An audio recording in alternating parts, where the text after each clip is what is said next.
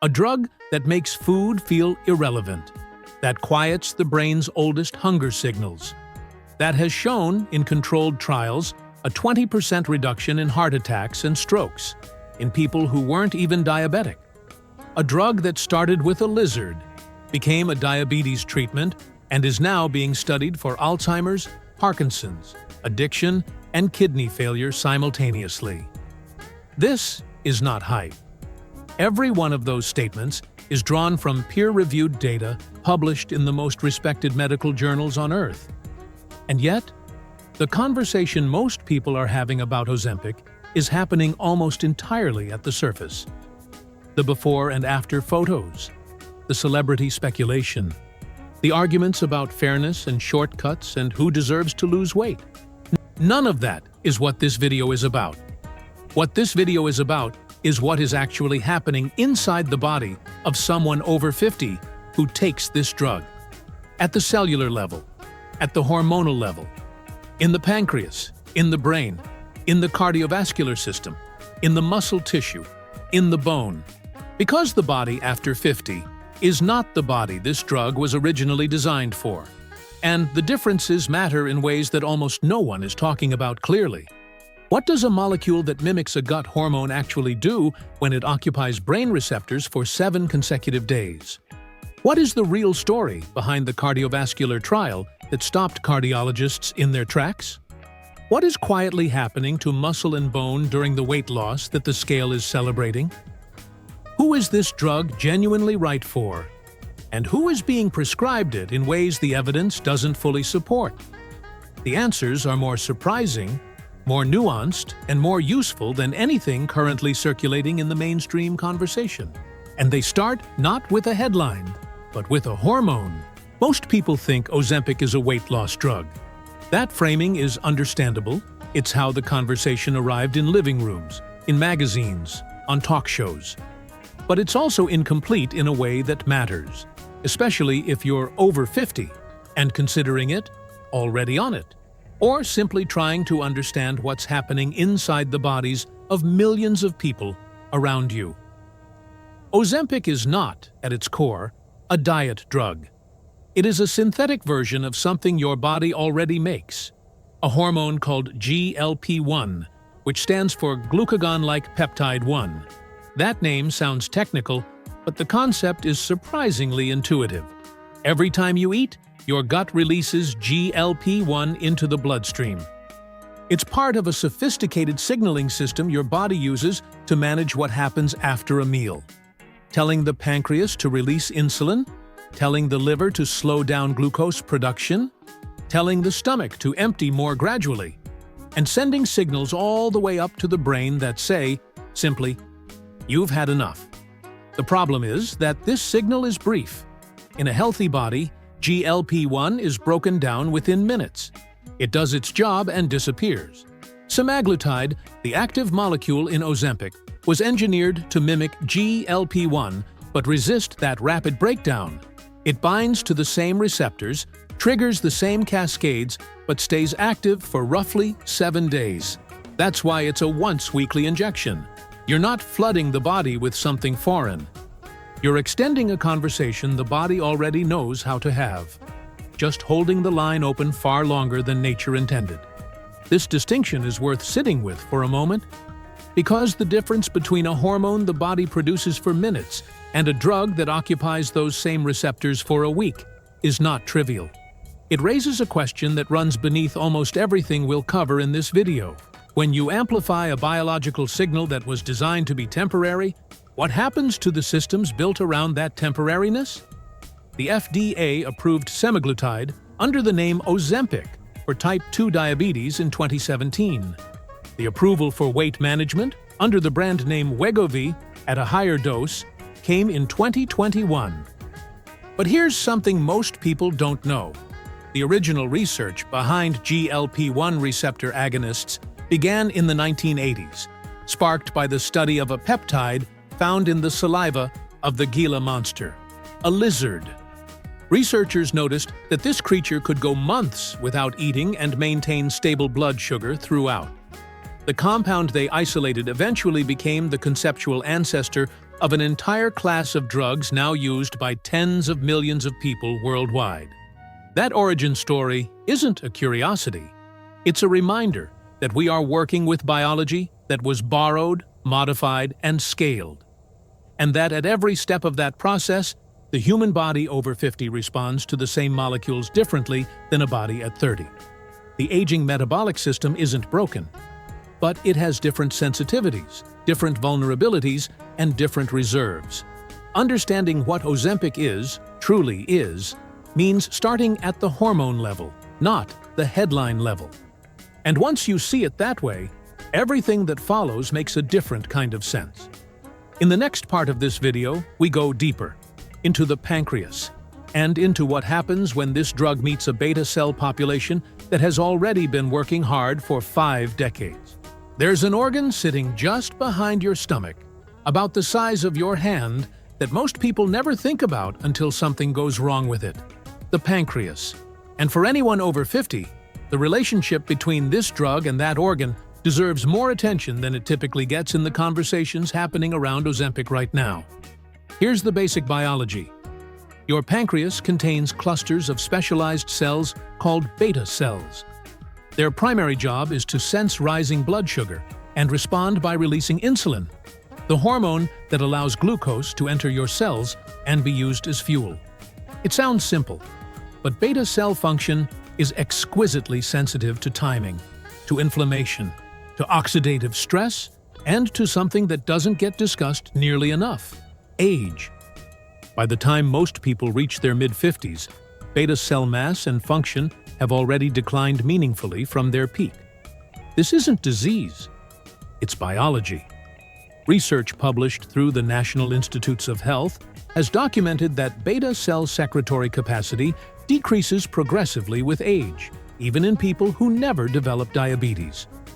The cells become slower to respond, less efficient at sensing glucose, and more vulnerable to the kind of low-grade chronic inflammation that tends to accumulate quietly over decades. This is one of the reasons type 2 diabetes becomes significantly more prevalent after 50. Not because people suddenly make worse choices, but because the machinery has less margin for error. Now enter semaglutide. One of the drug's primary mechanisms is to enhance glucose-dependent insulin secretion, meaning it amplifies the beta cell response when blood sugar is elevated. In someone with type 2 diabetes or significant insulin resistance, this is genuinely valuable. The drug is doing what the failing system can no longer do efficiently on its own. Clinical data from the American Diabetes Association's 2024 Standards of Care confirms that GLP-1 receptor agonists are among the most effective pharmacological tools available for improving glycemic control in adults with type 2 diabetes, with a meaningful reduction in A1C and a low risk of hypoglycemia compared to older drug classes. But here's where the picture becomes more nuanced, and where age matters in ways the standard narrative tends to skip over. When beta cells are already under stress, chronically stimulated, or partially exhausted from years of compensating for insulin resistance, additional long-term stimulation is not always a neutral intervention. There's an ongoing scientific conversation, not a settled conclusion, but a real and serious one about whether prolonged GLP-1 receptor activation could, in certain metabolic contexts, contribute to beta cell fatigue over time. The honest answer is that we don't yet have decades of human data on this question. The drug is relatively new at population scale, and the people who have been on it longest are still being followed. What we do know is this: in animal studies, GLP-1 receptor agonists have shown the ability to promote beta cell proliferation and reduce apoptosis, cell death, which is why some researchers have argued the drug may actually be protective for pancreatic tissue. These findings generated real enthusiasm in the research community. But animal models of pancreatic biology don't always translate cleanly to the human system, particularly the aging human system, and the clinical picture in people remains more complicated than the early animal data suggested. There's also the pancreatitis question. The FDA label for semaglutide carries a warning about the risk of acute pancreatitis inflammation of the pancreas that can range from uncomfortable to life-threatening. The absolute risk appears to be low, and causality hasn't been definitively established in large randomized trials. But for someone over 50 with a history of gallstones, heavy alcohol use, or prior pancreatic issues, this is a risk profile worth an honest conversation with a physician. Not a reason to panic, but not something to wave away either. The pancreas, in other words, is not a passive bystander in this story. It is one of the central characters, and understanding what the drug asks of it and what decades of metabolic life have already asked of it is essential context for anyone trying to make a genuinely informed decision. What happens next in the body is something few people expect when they think about a drug prescribed for blood sugar and weight. The signal doesn't stay in the gut. It travels all the way to the brain. When people lose appetite on Ozempic, they tend to describe it in ways that sound almost philosophical. Food just stopped being interesting. I'd look at something I used to love and feel nothing. It wasn't that I was full. It was more like the thought of eating simply didn't occur to me. These descriptions are remarkably consistent across patients, across demographics, across cultures, and they point to something that goes well beyond the stomach. The appetite suppression produced by GLP-1 receptor agonists is not a peripheral effect. It is, in substantial part, a brain effect. GLP-1 receptors are expressed throughout the central nervous system, in the hypothalamus, which governs hunger and energy balance, in the brainstem, which processes satiety signals from the gut, and in areas of the brain associated with reward, motivation, and the anticipation of pleasure. When semaglutide activates these receptors, it doesn't just slow gastric emptying. It rewires, at least temporarily, the way the brain relates to food as a source of reward. This is where the neuroscience becomes genuinely fascinating, and where the implications for people over 50 extend far beyond appetite. The reward circuitry in question involves dopamine. Specifically, the mesolimbic pathway, the same system that responds to music, to social connection, to novelty, and yes, to substances with addictive potential.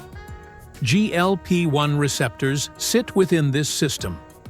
When the drug activates them, it appears to dampen the anticipatory pleasure response associated with eating. The brain, in a very real sense, stops looking forward to food in the same way it once did. Researchers at the National Institutes of Health have been tracking an unexpected consequence of this mechanism. Patients on GLP-1 receptor agonists are reporting reduced desire not just for food, but for alcohol, for nicotine, and in some cases for compulsive behaviors like gambling. Clinical trials specifically examining alcohol use disorder are now underway. The early data is striking enough that some addiction medicine specialists are paying close attention to this drug class for reasons that have nothing to do with weight or blood sugar. Whether this effect will prove durable, clinically useful, and safe in the long term remains an open question. But it tells you something important about how broadly this molecule acts inside the brain. Now here's the part that matters most for someone over 50, and that almost never makes it into the mainstream coverage: cognitive health. The brain at 55, 60, 65 is navigating its own set of biological pressures. Reduced cerebral blood flow, increased neuroinflammation, declining levels of neuroprotective hormones, and, in many cases, the early and silent accumulation of amyloid and tau proteins associated with Alzheimer's disease. Against this backdrop, a drug that crosses into the central nervous system and modulates dopamine pathways and neuroinflammatory signaling is not a neutral event. The emerging research here cuts in two directions simultaneously, which is precisely why intellectual honesty requires holding both at once. On one side, there is genuine and growing scientific interest in GLP-1 receptor agonists as potential neuroprotective agents. Animal studies have shown reductions in neuroinflammation and amyloid accumulation. Observational data in human populations with type 2 diabetes, a group at elevated risk for dementia, suggests that those on GLP-1 therapies may have lower rates of cognitive decline than those on other diabetes medications. Large clinical trials specifically targeting Alzheimer's and Parkinson's disease are now enrolling participants. The hypothesis is serious, and it is being taken seriously by serious people. On the other side, we have an honest unknown. Long-term modulation of dopamine-adjacent reward pathways in an aging brain is not something we have decades of human data on. The brain's reward system is not static. It adapts, it compensates, it shifts its baseline in response to sustained chemical signals. What happens to motivation, to pleasure capacity, to emotional texture when those signals are altered over months and years? We don't fully know. And for a population already navigating the emotional and psychological complexity of aging, changes in purpose, in social role, in physical identity, that unknown deserves to be named, rather than papered over with optimism. What's clear is this: Ozempic is not acting on the body while leaving the brain untouched. The brain is in the conversation from the beginning. And the next place this conversation leads is somewhere that surprises almost everyone who hears it for the first time: the heart. In 2023, a study landed in the New England Journal of Medicine that quietly shifted the way cardiologists think about this drug. Not endocrinologists, not obesity medicine specialists, cardiologists. The people whose entire professional life is organized around one question: what keeps the heart alive longer? The trial was called SELECT. It enrolled over 17,000 adults, all of them overweight or obese, none of them diabetic, all of them with established cardiovascular disease. The question it was asking was precise and important. Does semaglutide reduce the risk of serious cardiac events in people who already have heart disease but don't have diabetes? The answer, after a mean follow-up of just over 3 years, was yes.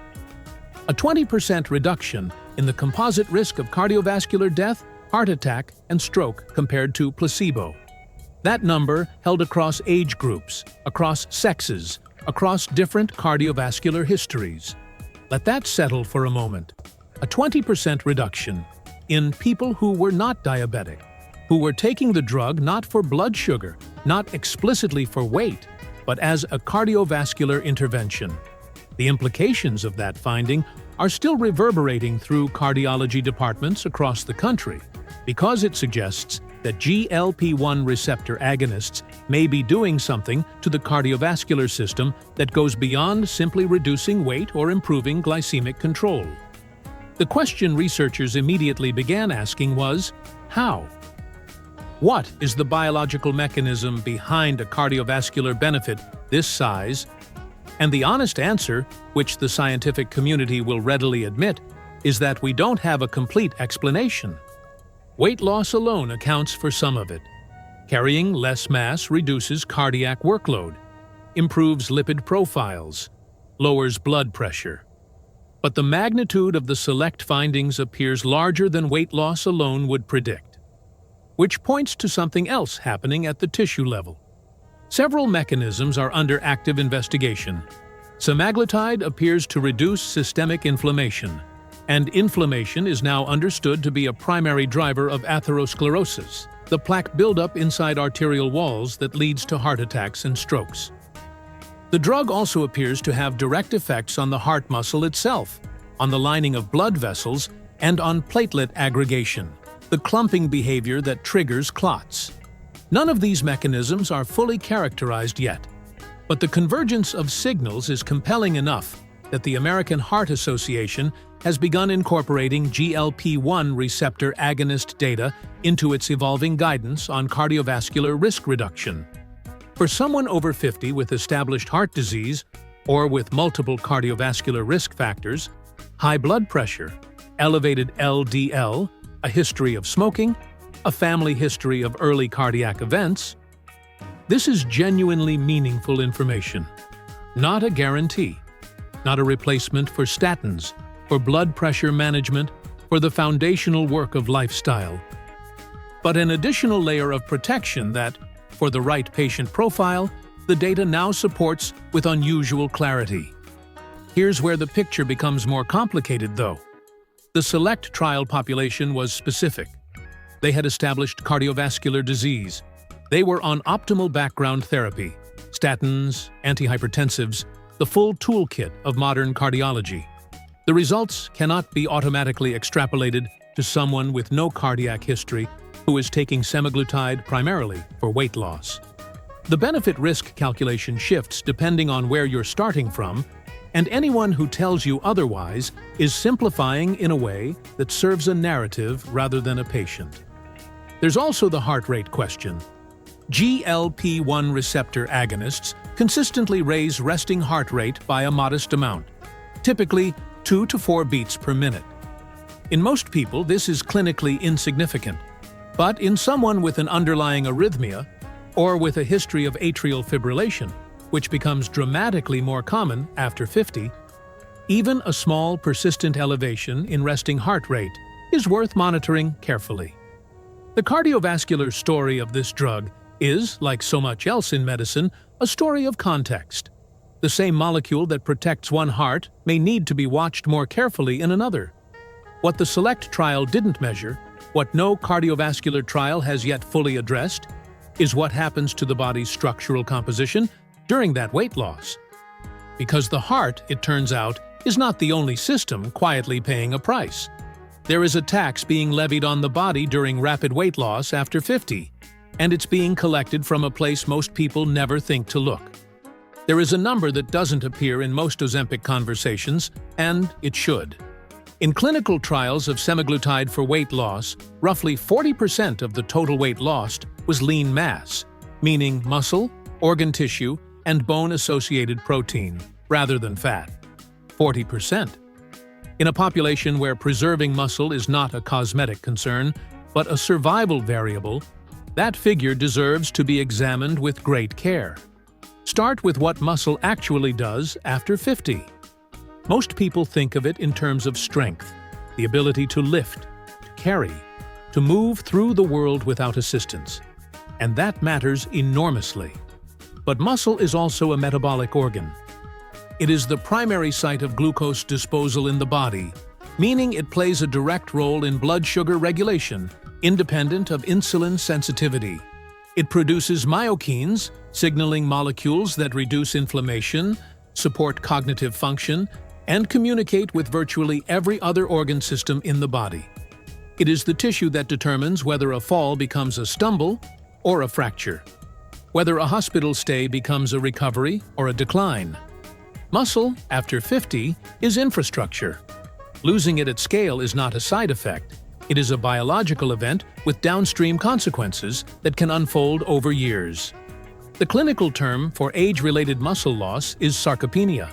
It begins gradually in most people around their mid-30s and accelerates meaningfully after 60.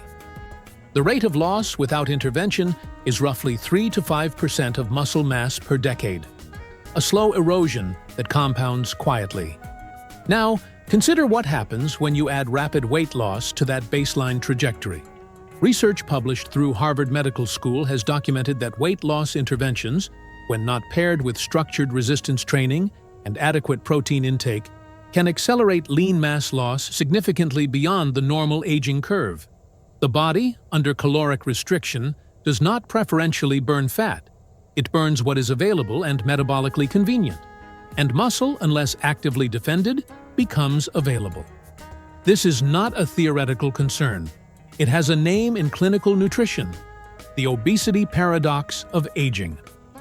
Older adults who lose significant weight, even weight that was genuinely harmful to carry, can emerge metabolically lighter but functionally weaker, with reduced grip strength, reduced walking speed, reduced capacity for the activities of daily life that determine independence.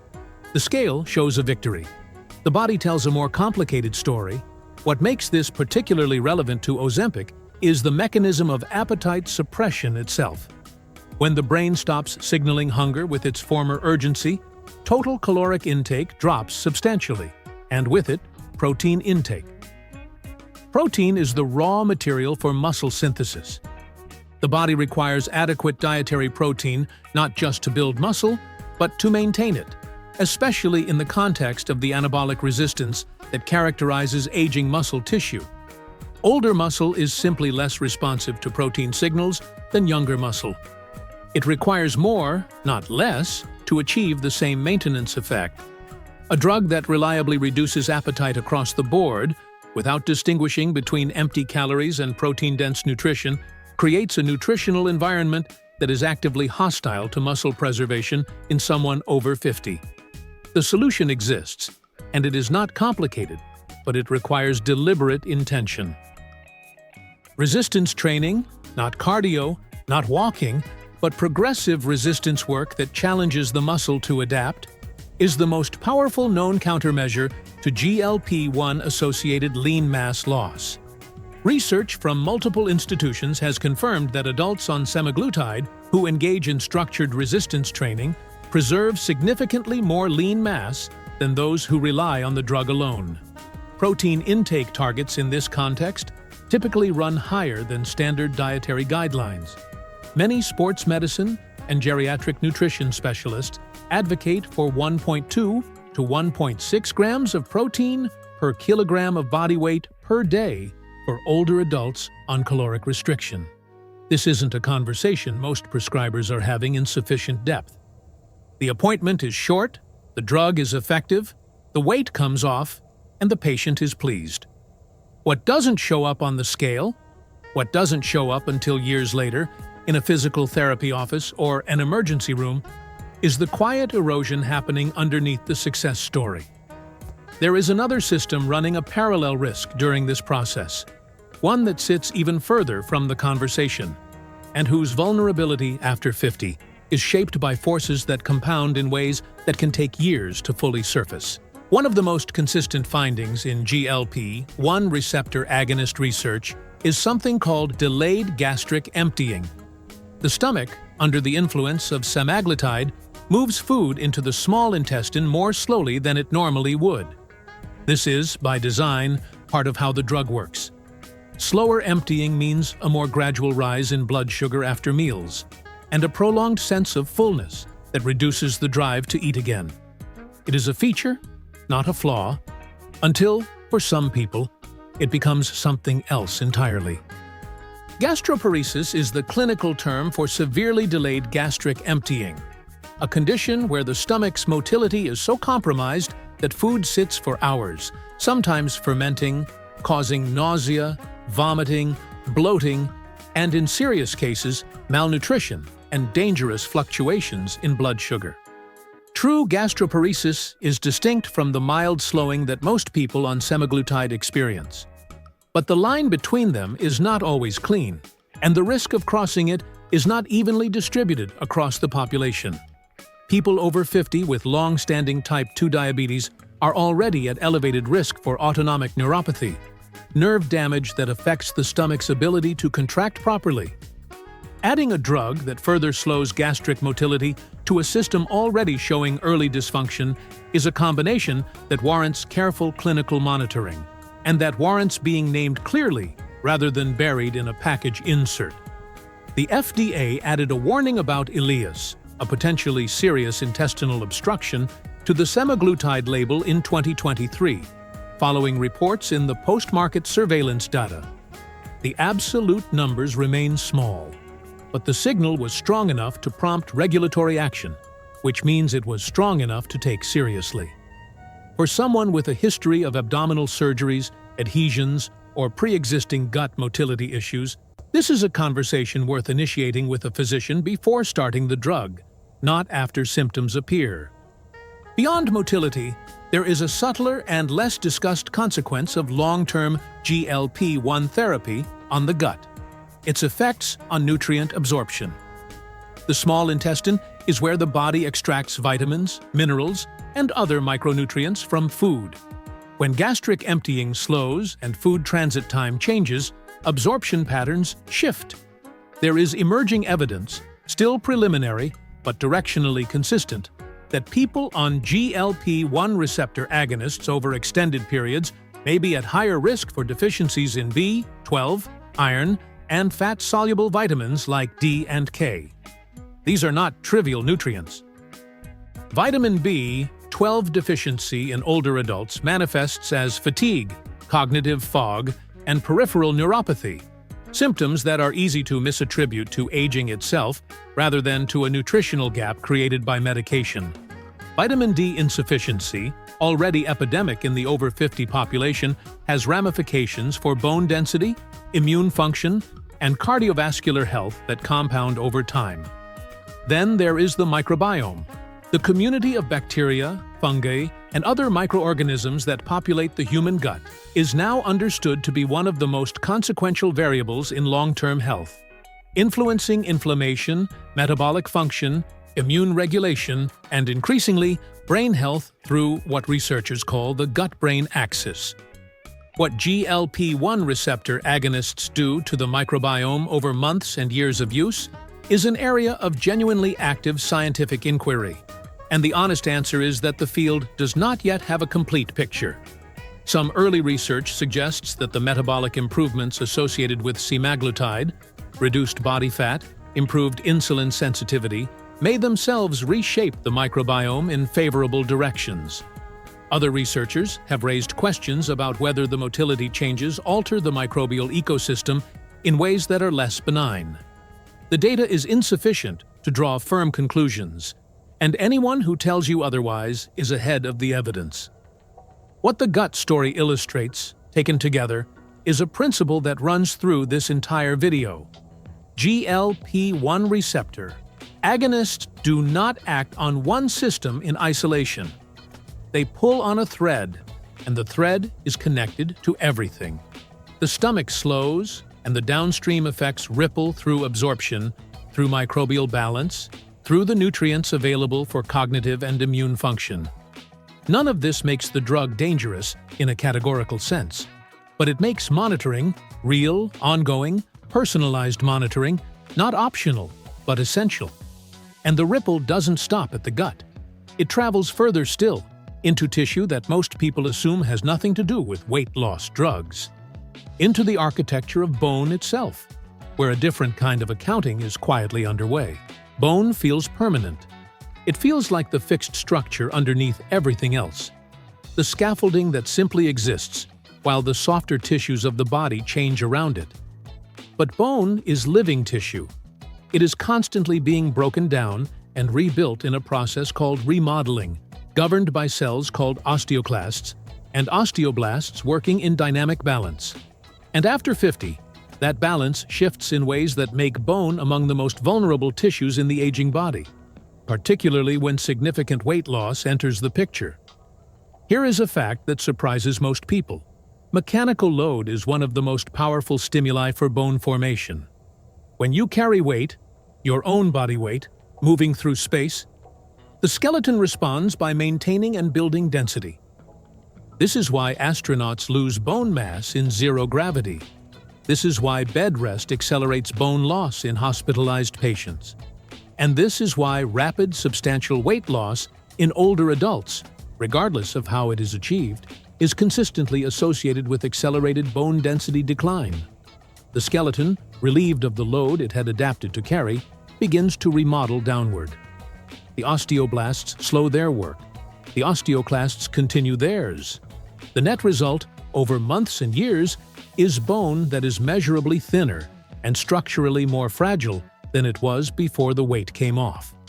Research tracking bone outcomes in adults on GLP-1 receptor agonists is still accumulating, but the directional signal is consistent with what we know about weight loss biology more broadly.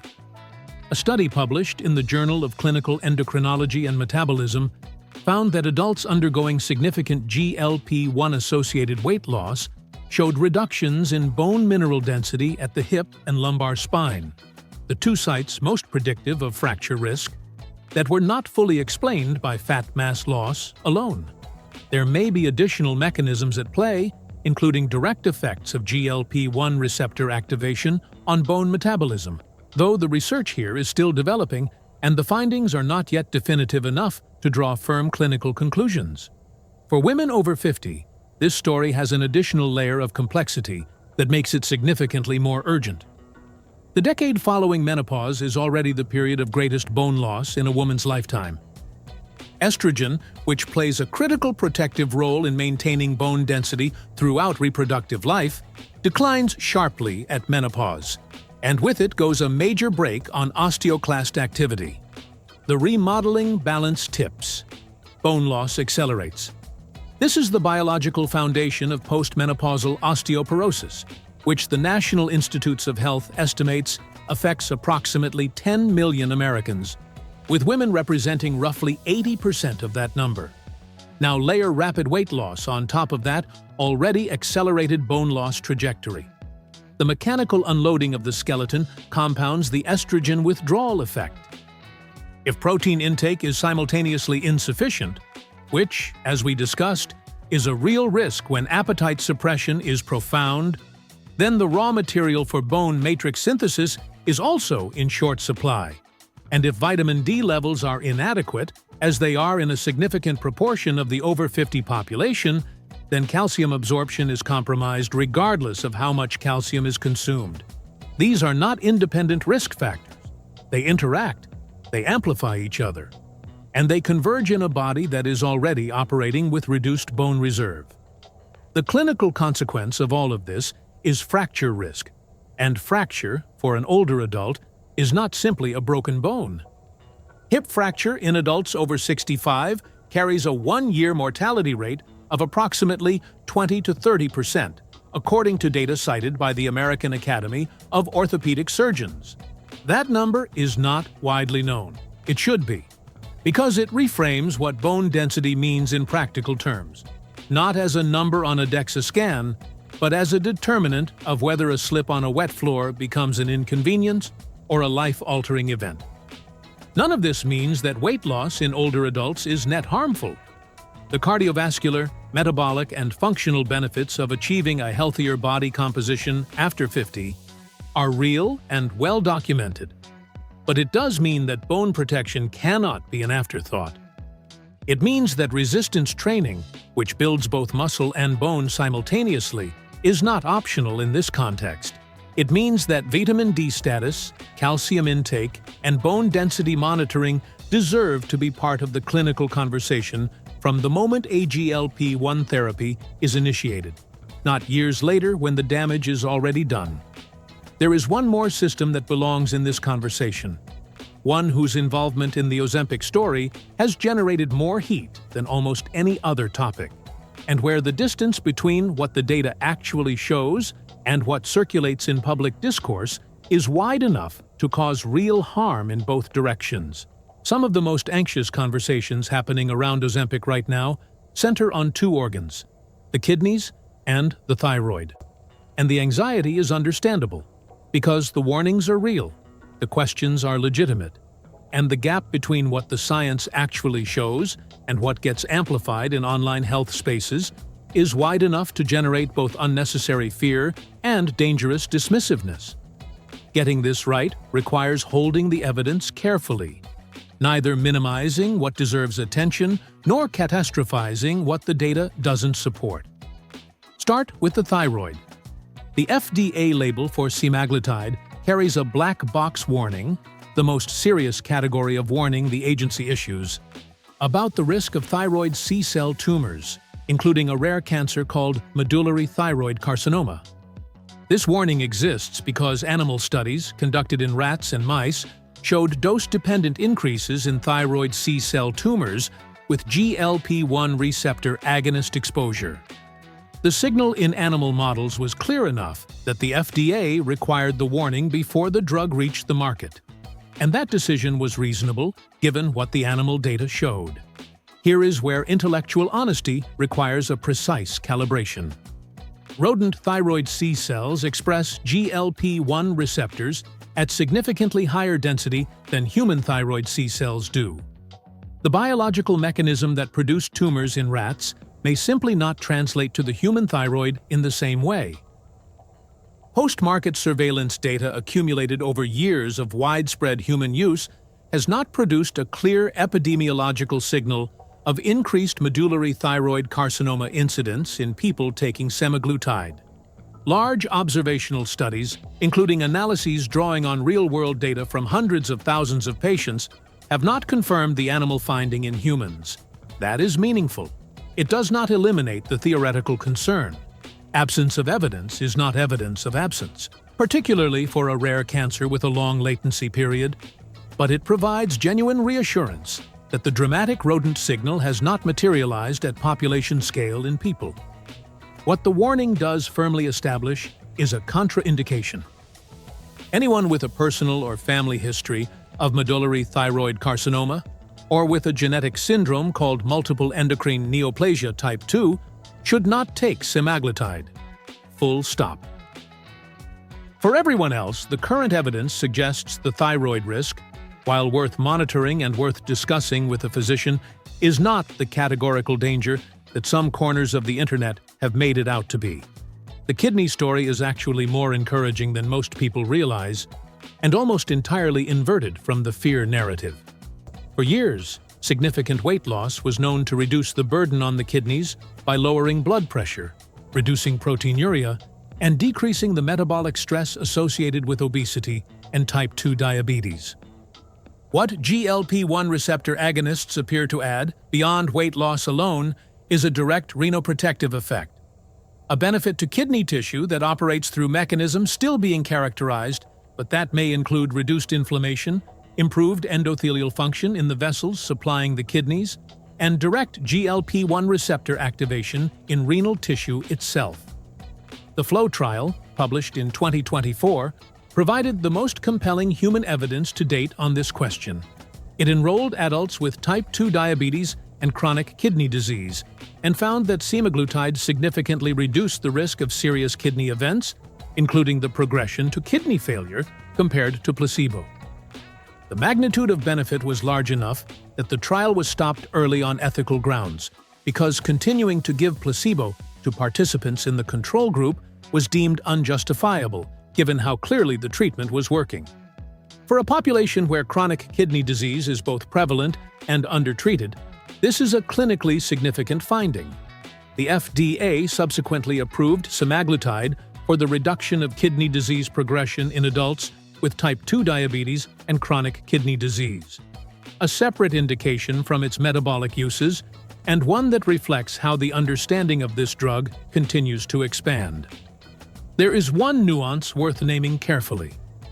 In people with severe pre-existing kidney impairment, not chronic kidney disease broadly, but advanced renal insufficiency, the drug's safety profile requires closer monitoring, and dosing considerations apply.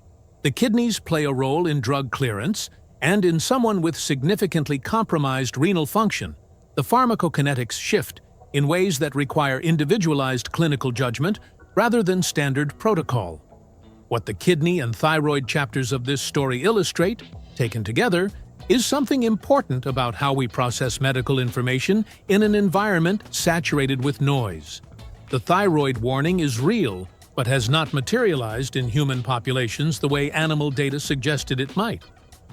The kidney story is largely positive and increasingly well supported, but rarely makes headlines because reassurance doesn't travel as far as fear. Both facts deserve to be in the same conversation, held at the same time, with the same level of seriousness. Understanding the biology of this drug over time, however, requires one more question.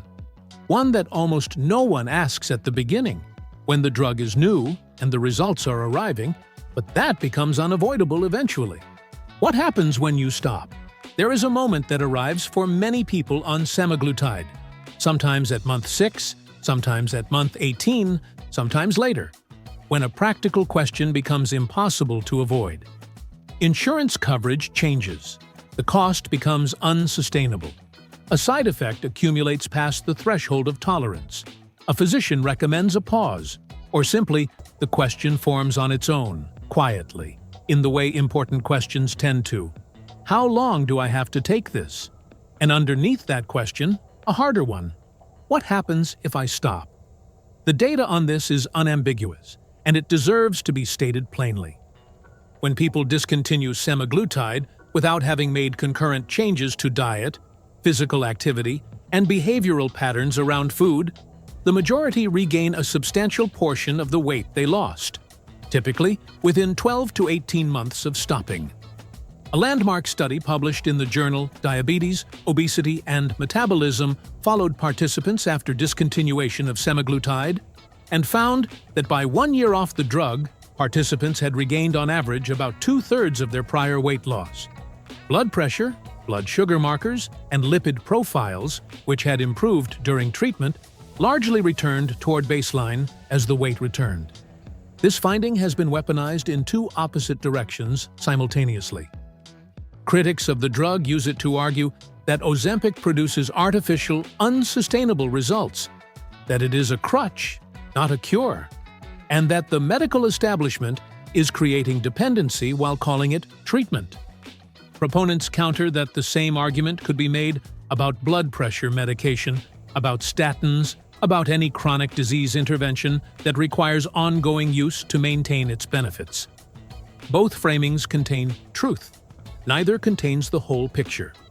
The biological reality is this: obesity and metabolic dysfunction for most people are chronic conditions driven by a combination of genetic predisposition, hormonal regulation, environmental exposure, and behavioral history. The idea that a period of pharmacological intervention should permanently reset a system shaped by decades of biology and environment is not a reasonable expectation. And yet it is the expectation, implicit or explicit, that many patients bring to the conversation. When that expectation meets the reality of weight regain after discontinuation, the psychological impact can be significant.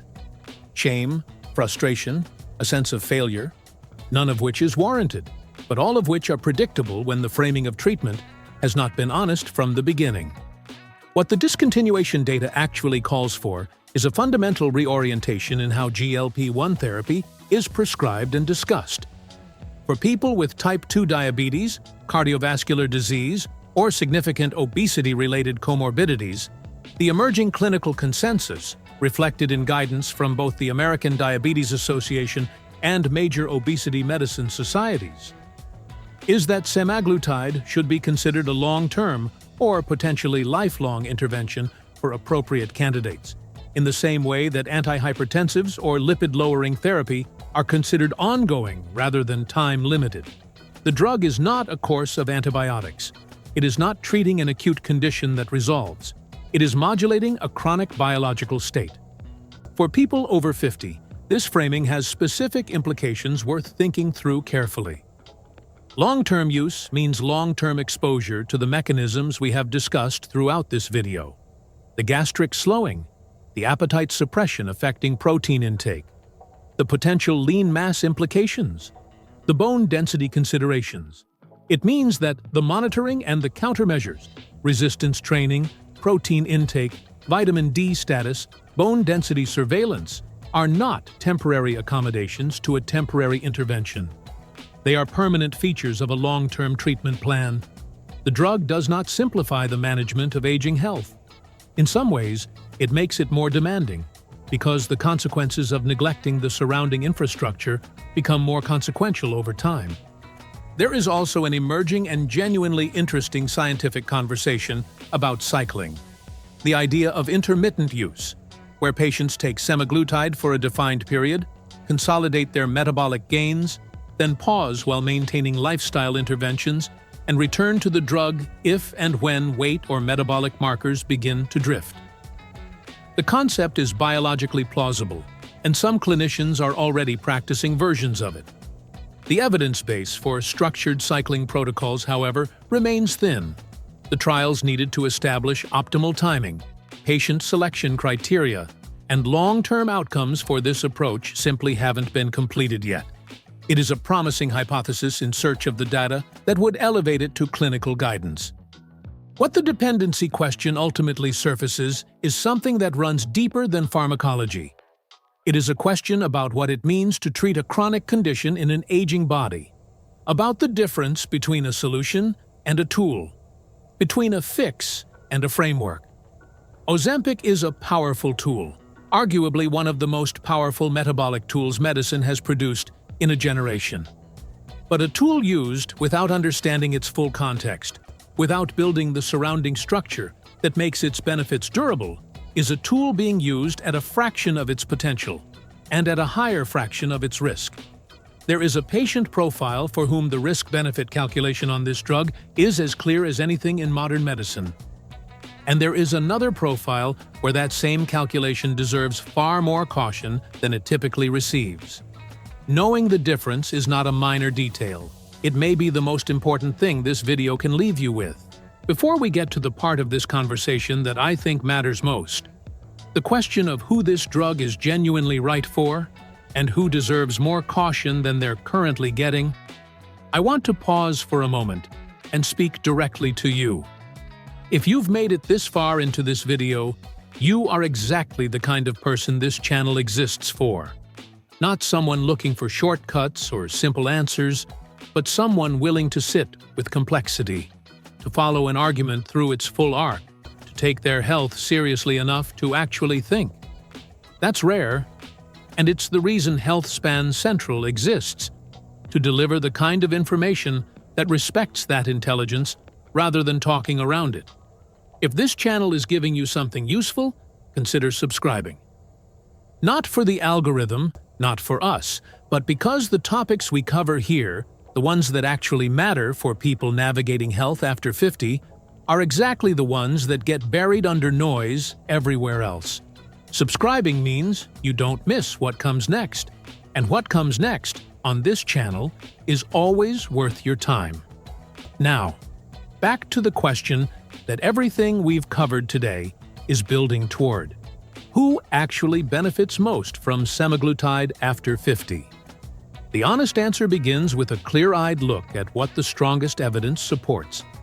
And the strongest evidence, at this point, supports a specific and well-defined patient profile. Adults over 50 with established cardiovascular disease and significant overweight or obesity. Adults with type 2 diabetes and chronic kidney disease, where the FLOW trial data makes the renoprotective benefit as well evidenced as almost anything in metabolic medicine right now. Adults with type 2 diabetes and multiple cardiovascular risk factors where glycemic control has been inadequate on other medications, and where the additional cardiovascular protection documented in the SELECT trial represents a meaningful clinical advantage over alternatives. For these patients, the risk-benefit calculation is not close. The evidence is strong, the mechanisms are understood well enough to manage the risks we've discussed, and the alternative, continued metabolic dysfunction with its own well-documented consequences, is frequently worse than anything the drug is likely to cause. This is the population for whom semaglutide represents a genuine advance in the management of aging health, and for whom the conversation should be less about whether and more about how to protect muscle mass, how to monitor bone density, how to ensure protein intake remains adequate, how to build the surrounding infrastructure that makes the drug's benefits durable rather than temporary. The profile that deserves more caution is different, and it is a profile that is increasingly common in the prescribing landscape as the drug expands beyond its original clinical context. Adults over 50 who are moderately overweight, not obese, not carrying significant metabolic disease burden, who are seeking semaglutide primarily for cosmetic weight loss, or for the last 15 to 20 pounds that have resisted diet and exercise. The cardiovascular benefit documented in SELECT was in people with established heart disease. The renal benefit was in people with existing chronic kidney disease. The glycemic benefit applies to people with diabetes or significant prediabetes. For someone without these conditions, the risk-benefit math is genuinely different. Not because the drug is categorically dangerous, but because the benefit side of the equation is smaller, less well-evidenced, and harder to justify against a risk profile that includes lean mass loss, bone density reduction, and the long-term unknowns we have been honest about throughout this video. This is not a popular thing to say in an environment where the drug has been embraced as a near-universal solution to weight-related concerns. But the evidence doesn't support universal application, and pretending otherwise is a disservice to the people making real decisions about their real bodies. There is also a socioeconomic dimension to this conversation that cannot be ignored. Semaglutide is expensive, substantially so without insurance coverage, which remains inconsistent, and often inadequate, particularly for its weight management indication. The people most likely to face coverage gaps are frequently those with the fewest resources to absorb the cost or to access the surrounding clinical support. The nutritional counseling, the resistance training programs, the regular monitoring that makes the drug genuinely safe and effective, rather than simply prescribed. A medication whose benefits are real, but whose full potential requires infrastructure that not everyone can access, is a medication whose rollout raises equity questions that the medical system has not yet answered satisfactorily. The biology of this drug is not the whole story. The biology is the foundation. What gets built on top of it, the clinical relationships, the monitoring protocols, the lifestyle integration, the honest conversations about duration and expectation and risk, determines whether semaglutide becomes one of the great tools in the management of aging health, or whether it becomes another chapter in the long history of medicine moving faster than wisdom. There is one thing left to say, and it is the thing that all of this, every mechanism, every trial, every risk, every benefit, has been pointing toward from the beginning. Step back from the drug for a moment. Step back from the trials, the mechanisms, the warnings, the headlines. Step back far enough to see the shape of what this moment in medicine actually represents. Because there is something here that goes beyond semaglutide, beyond GLP-1, beyond any single molecule or any single approval. Something that this drug, more than almost anything else in recent medical history, has forced into the open. For decades, the dominant cultural narrative around weight, metabolic health, and aging operated on a simple and deeply punishing premise: that the body you carry is a reflection of the choices you make. That weight is a matter of discipline. That metabolic dysfunction is a consequence of failure. Personal failure, moral failure, the failure of will. This narrative was not just wrong. It was wrong in ways that caused measurable harm. In delayed diagnoses, in inadequate treatment, in the quiet suffering of people who were told, implicitly or explicitly, that they simply needed to try harder. What the biology of GLP-1 receptor agonists has demonstrated with unusual clarity is that appetite, metabolism, and body weight regulation are not primarily matters of character. They are matters of neuroscience, of hormonal signaling, of genetic predisposition, of the interaction between a biological system shaped by evolution and an environment that system was never designed to navigate. The hypothalamus doesn't respond to willpower. The reward circuitry doesn't yield to moral resolve. The beta cell doesn't recover through determination. These systems respond to signals, and for millions of people, the signal was miscalibrated in ways that no amount of personal effort could fully correct. Ozempic didn't create this truth. It revealed it. And that revelation carries a weight, a different kind of weight, that deserves to be held carefully. Because here is what the drug's extraordinary effectiveness also makes visible. How many people were failed by a system that pathologized their struggle rather than treating its biology? The millions of adults over 50 who spent decades in a cycle of weight loss and regain, who were counseled to eat less and move more while the underlying hormonal dysregulation went unaddressed, who internalized the failure as their own when the failure was systemic. Those people are not vindicated by a drug's approval. They are owed something more than that. They are owed an honest accounting of how medicine and culture conspired to make a biological problem look like a personal one. At the same time, the arrival of a powerful pharmacological solution does not resolve the deeper questions it raises. It sharpens them. If we can now suppress appetite with a weekly injection, what does that mean for how we think about the relationship between food and well-being, not just metabolically, but emotionally, socially, culturally? Food is not only fuel, it is memory, it is connection. It is one of the primary ways human beings mark time, celebrate life, and care for one another. What happens to a person's relationship with all of that when the neurological signal that animates it is pharmacologically quieted? These are not questions medicine is equipped to answer alone. They are questions that belong to each person navigating this decision in the context of their own life. For someone over 50, the stakes of getting this right are particularly high, not because older bodies are more fragile in some dismissive sense, but because the decisions made now about metabolic health, muscle mass, bone density, cardiovascular function, and cognitive reserve will determine the quality of the decades that follow. The margin for error narrows with time, not because the body gives up, but because the body keeps score. Every year of unmanaged inflammation, every year of inadequate protein, every year of sedentary muscle loss is a debt that compounds. And every year of genuine metabolic improvement, of preserved lean mass, of cardiovascular protection, of cognitive support, those compound too, in the other direction. Semaglutide, used wisely, in the right patient, with the right surrounding framework, with honest expectations and genuine monitoring, can be part of how that compounding works in your favor. It is not magic. It is not a shortcut. It is a tool, a remarkably powerful one, that works best in the hands of someone who understands what it is actually doing, why the biology matters, and what the body needs alongside it to make the benefit real and lasting. You now understand that.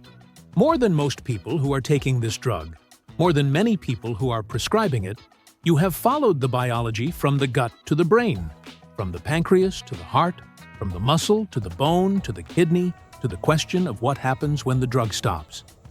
That understanding is not a small thing. It is the difference between being a passive recipient of a medical intervention and being an active, informed participant in your own health. That is what this channel is for. That is the only thing it has ever been for. If this video gave you something, a clearer picture, a better question to ask your doctor, a framework for a conversation you've been trying to have, share it with 5 people in your life who are navigating these same decisions. They deserve this information as much as you did. Subscribe if you haven't yet, because what we cover next is built on the same foundation: real science, honest framing, and genuine respect for your intelligence. And leave a comment. Tell us what you want to understand next. The next video is already waiting to be built, and the best ones come from the questions you're actually asking.